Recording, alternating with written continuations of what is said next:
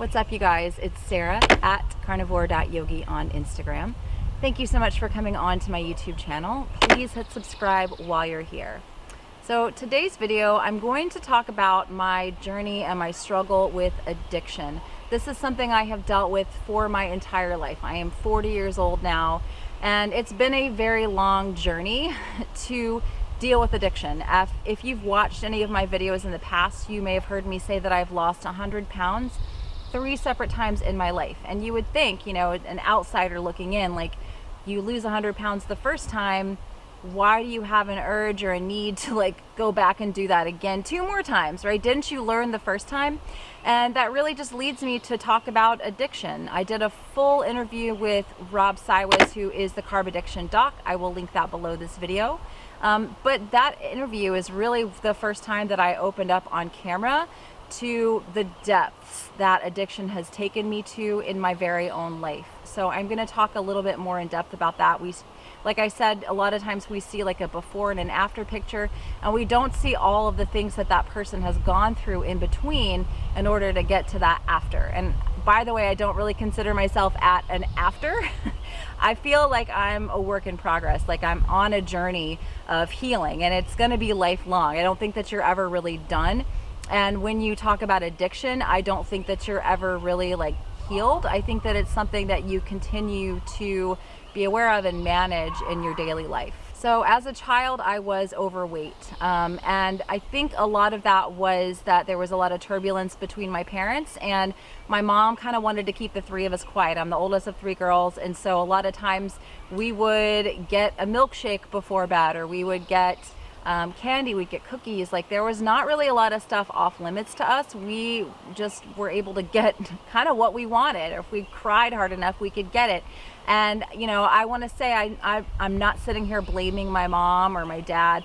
I think that they were doing the best that they could with the circumstances that they had. But I did have a weight problem. And when I was, the peak of my weight problem hit when I was 14 and my dad left. My mom kicked him out. They had a huge falling apart, huge disagreement. I gained 100 pounds, and it was traumatic. You know, I'm going to say some stuff in this video about my personal life that I haven't really talked about before. So I know it's going to be a lot for some people to hear. But when I was 14, I found out that my father was gay and that he had been diagnosed with AIDS. So it was a very traumatic thing for me. Now, you know, my parents had tried to send me to Weight Watchers as a child. Me and my sister, my middle sister, they sent us both to Weight Watchers, lost the weight, gained it back. I mean, this happened to me when I was 11 years old. So I already had issues with food, calorie restriction, and unhealthy attitudes about diet. But when my dad was gone, that was when I first got all the way up to 220 pounds when I was 14 years old. So I didn't want to be overweight that way. And when I was 16, I got my very first job, and I decided I wanted to put myself on a diet. So I worked at this place called Panera. It was, at the time, it was St. Louis Bread Company, but now it's Panera Bread Company. And I worked in the bakery. So great place to work if you want to lose weight. So I went on a sourdough bread diet.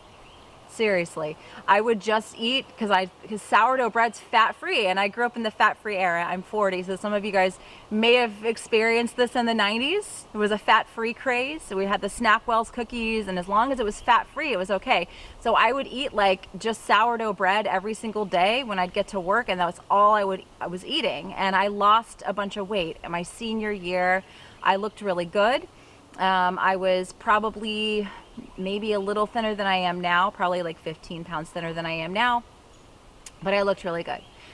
Fast forward to, I went away to college, you know, that fall, the college of my choice. I was really excited to go get independent, and my dad actually passed away the middle of my freshman year. And so, you know, you think you can prepare for something like that, and there's so much, you know, I mentioned to you guys the whole situation surrounding divorce and surrounding my dad leaving and all that. That's a lot for anybody to handle emotionally.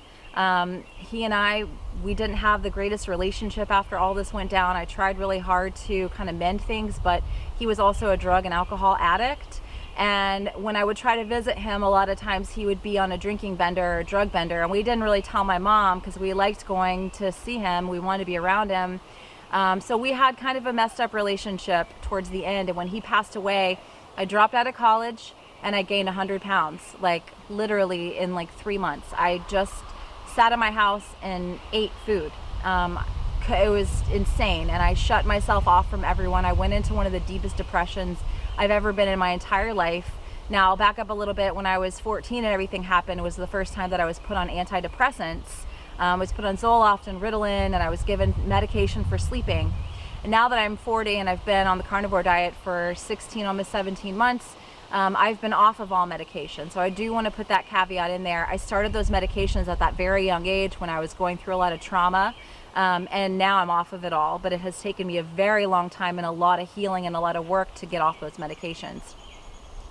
So I did gain all of that weight back, moved home, and just kind of shut myself off from the world, was very depressed. Fast forward, I eventually got my life back together a couple of years later, went to college, and ended up deciding to be a marathon runner. How did that happen? So I started running marathons. I got in really good shape, and I got a job as a secretary, started working, started getting my life back together, started feeling better. I still was on those medications, but then I also discovered alcohol and partying and going out and having a really fun time with people. Around that time, I think I was like 25, I met my now husband. And we had a lot of fun drinking, partying, having a good time. I started to feel like my life was getting better finally after all the years of like trauma and just craziness, you know, at home. I started to feel like my life was getting better. But hanging out with my husband, he drank heavily on the weekends. You know, it was like a thing. You work really hard all week and then you binge drink on Friday and Saturday. You go out and binge drink and you eat wings. And so I started to kind of fall into that lifestyle with him. Started picking up a lot of weight, you know, stopped running as much, and fast forward to us kind of settling down, but me getting pregnant with my daughter, and then that whole party lifestyle, everything stopped for us, and we became focused on having a baby. In my pregnancy, I got up to 235 pounds. I was very stressed out. I was off my medication, which was hard for me to be off medication. Because it was the first time I'd been off, but I wasn't going to go on those medications, even though some doctors said it was okay. Like, I just didn't want to, because I wanted my baby to be healthy. So when I had my daughter, I was 28, I want to say, 29 maybe. I can't remember at this point, maybe 29. But when I had her, I just made this decision, like, I'm going to lose this weight. This is time number 3 for me to lose this 100 pounds. It's done. I'm going to do it.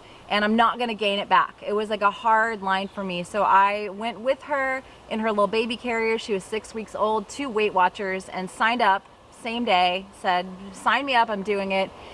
Did Weight Watchers and did the gym, did basically calorie restriction with a high carb diet, and going to the gym at 5 o'clock in the morning while my husband stayed with the baby. And I lost the weight and I got into good shape and I felt really, really good. Well, here's the sneaky thing about addiction. If you don't deal with the trauma, if you don't deal with the underlying emotions of why you're stuffing your face, of why you're eating, then addiction's gonna pop up in some other way for me. So, you know, and having a father with alcohol and drug problem, I was very susceptible to beginning to abuse alcohol. And that's when my daughter was diagnosed with autism. All of a sudden I went from being like a quote unquote normal drinker to someone who was drinking a lot. I mean, a lot of, it was not just like 1 glass of wine a night, it was a bottle of wine a night, sometimes 2 bottles of wine a night. And all of a sudden I went from being like, I could have a choice in whether or not I drank to no longer having a choice in whether or not I drank. And I was so like hard lined, like I'm not going to gain weight, that my addiction switched over to alcohol. It switched over to anti-anxiety medication. I was taking benzodiazepines, a lot of them. And at one point, actually, when my daughter was extremely young, she was not even 2. She had been diagnosed just maybe a month and a half before. I had cardiac arrest and completely, like, basically died in my husband's arms in front of him from drinking and mixing pills. And it's very dangerous. I shouldn't be sitting here with you guys right now. I shouldn't be having this conversation with you guys right now. I should be gone because my heart stopped beating So I feel very fortunate every day. But after that happened, I went into the program of Alcoholics Anonymous and attempted to get sober. It took me a couple of years because, number one, I was very ashamed to be in a program like that. There's a lot of stigma behind it, and there are a lot of people who say there's a lot of opinions about it. So I fought it really hard. I didn't want to be in it. I didn't want to do it.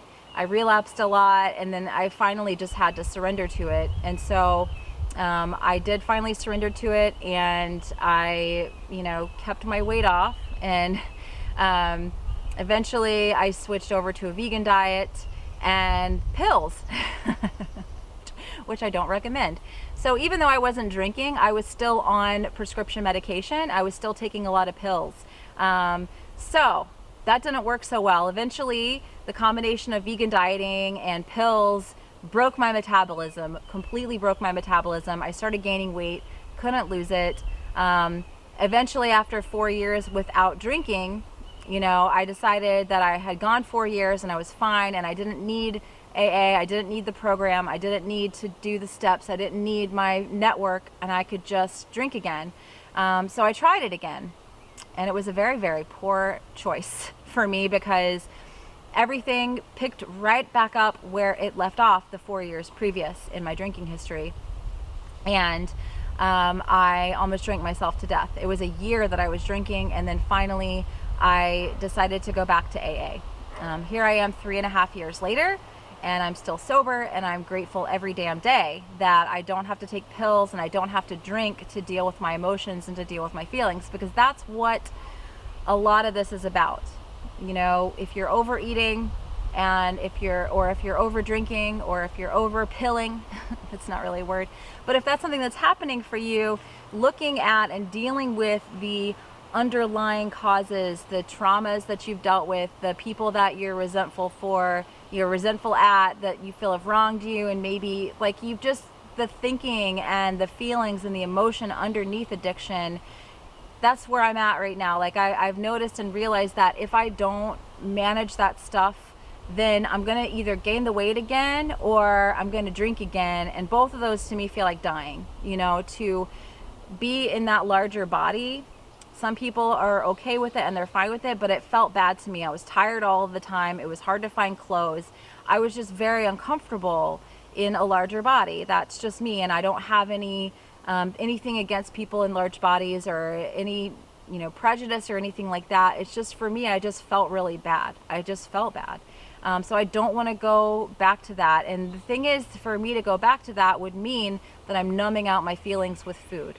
If I drink again, I'm numbing out my feelings with alcohol. So I've had to really do a lot of work in order to not go back to those behaviors. And doing the carnivore diet has been extremely helpful for me because it really has given my brain this resting place. I feel kind of like I've had this brain that's been on fire, and I've been trying so hard to just balance my nervous system through a substance, through a food, through a drink, through over exercising and running marathons, and there's been so many things that I've tried in order to not deal with my feelings, in order to not deal with how I really feel about what happened with my dad, or how I really feel about my mom just giving me milkshakes instead of maybe talking to me. Like I said, they were doing the best that they could, and I have forgiven them, but I had to actually acknowledge that stuff and deal with it. And so I think that we look at people who are addicts, who are alcoholics, who are food addicts, who gain and lose tons and tons of weight,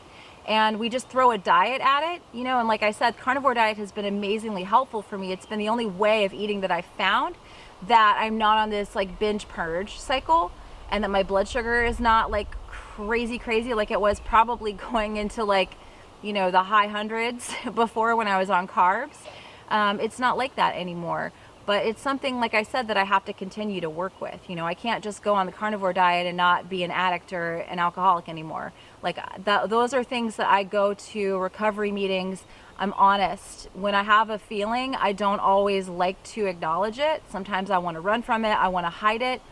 But I know that if I start trying to hide my feelings, or if I start wishing I was somewhere else, or wishing I was someone else other than being me right here in this moment now and in this body, then I'm going to be in trouble of a relapse. And I know there are going to be a lot of people that don't agree with me for saying this stuff, but like everything on my channel, this is just my experience and this is just me. And you know, some other things that I do to manage my recovery and my sobriety, because it's the most precious thing to me in my life. It's more precious than any person, place, or thing, because if I don't have my sobriety with food and alcohol, I don't have anything. I know that I will lose everything if I don't mind my sobriety. I know that I will.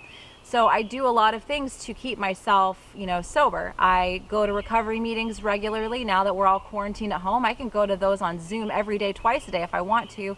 And if I'm feeling squirrely, then I do. If I feel like I want to go in the trunk of my car and eat all my daughter's keto treats, then I need to go sit to a meeting, or I need to text my sponsor, or I need to maybe reach out to one of my people that I'm sponsoring and see how they're doing and get outside of my head and get outside of like the crazy that's going on, because I'm trying to change the way that I feel through food. I'm trying to change the way that I feel through drinking. And that's the base, I think, that a lot of people, they don't get there with food. It's like, let's just throw another diet on it, or let's go exercise for 4 hours. And it never really gets to what's below that, you know? So that's really why I wanted to tell this story about losing weight, you know, 100 pounds 3 times in my life, and then the addiction story. You know, I'm not necessarily proud of that stuff. I'm really proud of myself for staying sober, because it's something I have to work on every single day. I meditate, I pray, and I have a network, and those are things that I do. I do yoga and I eat carnivore diet, and those are things I do for my self-care to hopefully prevent myself from relapsing, so that I can be a mom and I can be a wife and I can be a sister and a mother, like all those things. Like, I want to be present for the people in my life. I want to be there for the people in my life. And I know that if I slip back into that addict behavior, it's no longer me. It's the addiction that takes over everything, and it's insidious and it's scary and it's dangerous. So, you know, if you're struggling, try to get some help. Don't just try to fix it on your own. I tried to quit drinking on my own for months and months and months and months, and just literally couldn't do it. I just couldn't do it. And I think that there's a spectrum of addiction. You know, maybe a diet works for you, or maybe you say you're going to quit drinking and you can quit drinking, but everyone's not like that. I think if you truly have that addiction brain, that addict brain, that there are things that you should do that can help you, right? That can help you with that addiction, that you shouldn't suffer alone. You shouldn't suffer in silence. So, all right, guys, I hope this was helpful. This is just my addiction story. I just wanted to put it out there because I don't think I've really talked about it in depth on this channel, and I wanted to. So again, hope this helps, and make sure you stay tuned, subscribe, share, and I'll talk to you guys in the next video. Bye.